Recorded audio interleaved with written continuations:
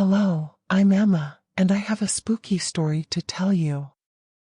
It's a story that I've heard from my grandparents, and they swear that it's true. It's a tale of the supernatural, and it's sure to give you nightmares. So, grab a blanket and a loved one, because you're going to need them.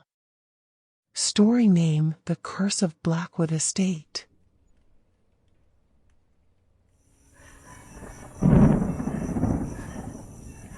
In the small town of Ravenwood, nestled in the forested hills of the Pacific Northwest, there stood an old, abandoned mansion known as the Blackwood Estate.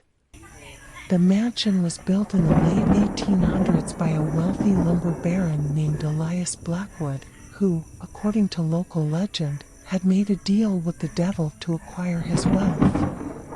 Over the years, the mansion had become a place of fear and superstition, with rumors of ghosts and demonic presences surrounding it. No one dared to go near it, let alone enter it. But that didn't stop a group of teenagers from trying to explore it.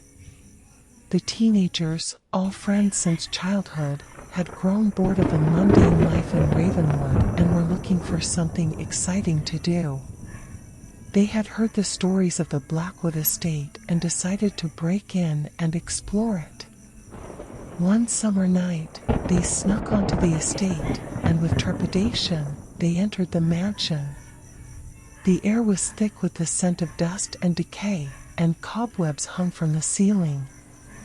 The rooms were filled with antique furniture, old portraits, and candelabras, which made the mansion look more like a museum than a home.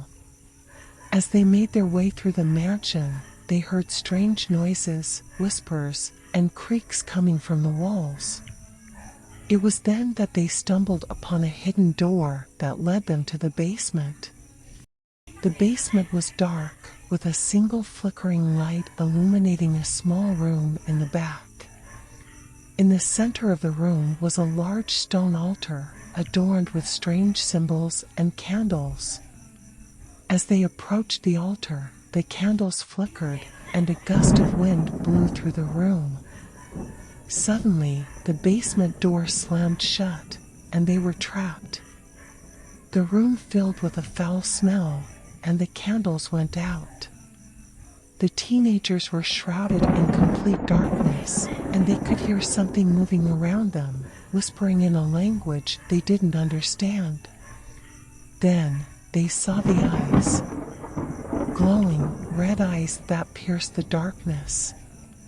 They could hear footsteps, and the whispers grew louder. Suddenly, a voice boomed through the room. "Who dares to disturb my slumber?" The teenagers were paralyzed with fear as they saw a figure emerge from the darkness. It was a tall, humanoid figure with a long, flowing cloak and razor-sharp claws. The creature's skin was black as night, and its eyes glowed with an otherworldly light. The creature approached them, and they could feel its hot breath on their faces. It spoke again. "You have awakened me from my slumber. Now, you will pay the price." The creature lunged at them, and the teenagers ran, trying to escape the basement. But the creature was too fast, and one by one, it caught them and dragged them back to the altar. In the end, only one of the teenagers managed to escape. He ran out of the mansion, never looking back. From that day on, he was a shell of his former self, haunted by the memory of what he had seen in the Blackwood Estate.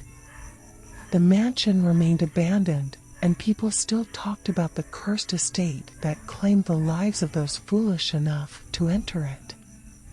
But some nights, when the wind blew through the trees, and the moon was full, the townspeople could swear they heard screams coming from the mansion. And they knew that the Blackwood Estate was still a place of terror and death.